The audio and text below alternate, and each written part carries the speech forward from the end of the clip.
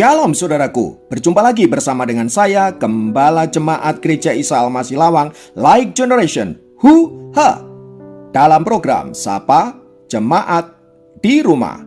Tetap semangat, tetap berpengharapan, dan harus selalu yakin menjadi pemenang-pemenang di dalam Tuhan kita, Yesus Kristus. Firman Tuhan kali ini terambil dari Efesus 4 ayat 15. Efesus 4 ayat 15 berkata, "Tetapi dengan teguh berpegang kepada kebenaran, di dalam kasih kita bertumbuh di dalam segala hal ke arah Dia, Kristus yang adalah kepala." Saudara, kita semua sebagai orang tua tentu sangat senang bila melihat anak-anak kita bertumbuh dengan baik, sehat jasmani dan rohani. Sebaliknya, kita tentu akan sangat merasa bersedih bila pertumbuhan mereka terhambat, terlebih bila ada kelainan-kelainan yang membuat mereka tidak bisa bertumbuh secara normal. Hal yang sama juga pasti terjadi pada diri Allah. Ketika Tuhan melihat anak-anaknya bertumbuh, tentu Tuhan akan sangat senang. Sebaliknya, bila Ia melihat anak-anaknya tidak bertumbuh, Ia akan sangat sedih. Bagi seorang Kristen, pertumbuhan adalah sesuatu yang wajib terjadi. Sebab bila iman kita tidak bertumbuh, maka pengenalan kita akan Tuhan, pengenalan kita akan kuasa salib Kristus juga tidak akan berkembang. Hal itu tentu akan menyebabkan kita menjadi seorang anak kecil terus-menerus yang tidak siap untuk melihat hal-hal yang besar yang Allah hendak kerjakan dalam hidup kita. Itu artinya setiap waktu kita harus terus mengalami pertumbuhan. Seiring bertumbuhnya usia kita, seharusnya pertumbuhan rohani pun mengalami pertumbuhan yang semakin baik. Supaya kita didapati oleh Tuhan sebagai anak-anaknya yang dewasa di dalam Tuhan. Namun sayangnya saudaraku, seringkali kita lebih senang menjadi anak-anak ketimbang menjadi seorang dewasa. Seperti sebuah peristiwa yang dikutip oleh Optimist Magazine. Suatu kali ketika Uskup Warren Candler yang terkenal sedang berkhotbah kepada sejumlah besar jemaatnya. Dia sedang menggunakan perikop kisah Ananias dan Safira yang mendustai Allah dan kemudian dihukum mati. Uskup tua itu berkata dengan lantang, Allah tidak lagi menghukum mati orang-orang yang mendustainya. Jika dia masih melakukannya, di manakah saya sekarang? Perkataan Uskup Warren itu dianggap oleh sebagian jemaat sebagai sesuatu yang lucu. Sebagian lagi merespon dengan sinis. Namun kemudian Uskup Warren kembali berteriak, "Saya akan memberitahu Anda di mana saya sekarang. Saya sekarang berada di sini dan berkhotbah di gereja yang kosong." Mendengar pernyataan Uskup Warren yang begitu keras, sebagian besar jemaat terdiam.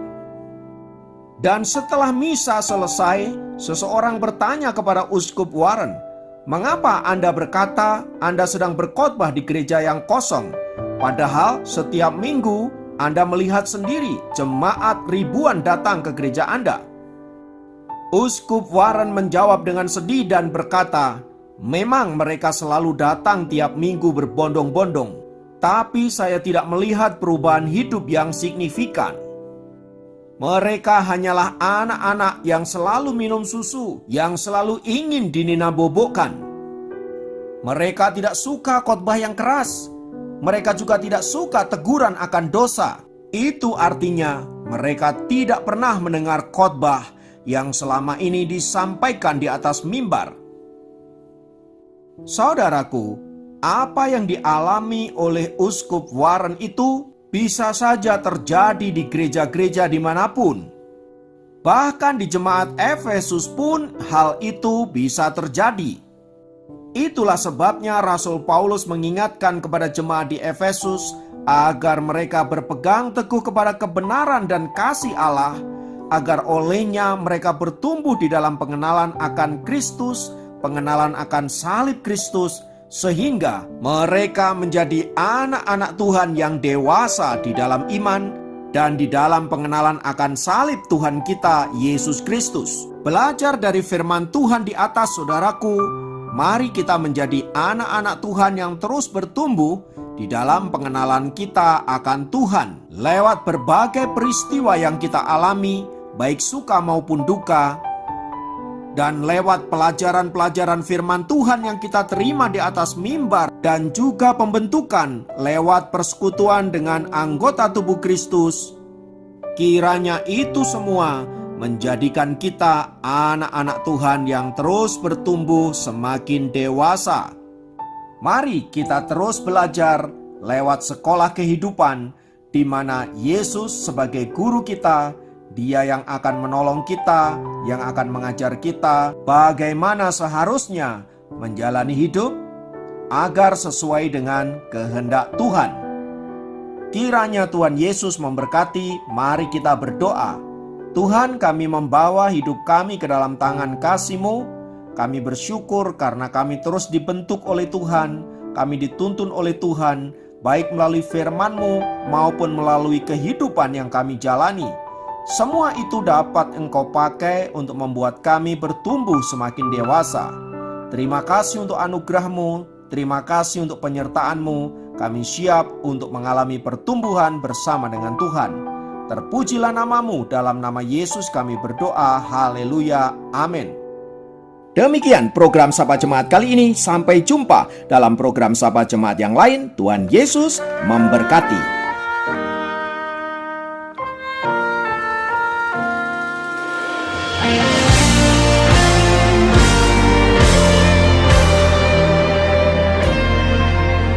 Ku hidup oleh anugerah-Mu, yang terbaik ku terima dari-Mu.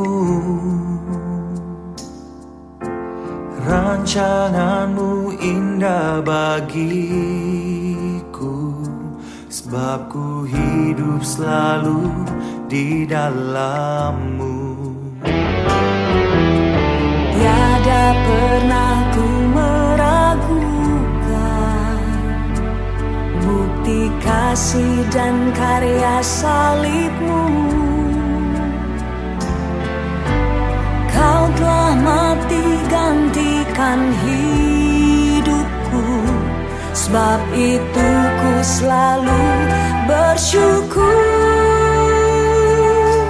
Kasih-Mu memulihkan hidupku, kuasa-Mu membangkitkan rohku. Darah-Mu telah tercurah bagiku, pengorbanan-Mu sempurna.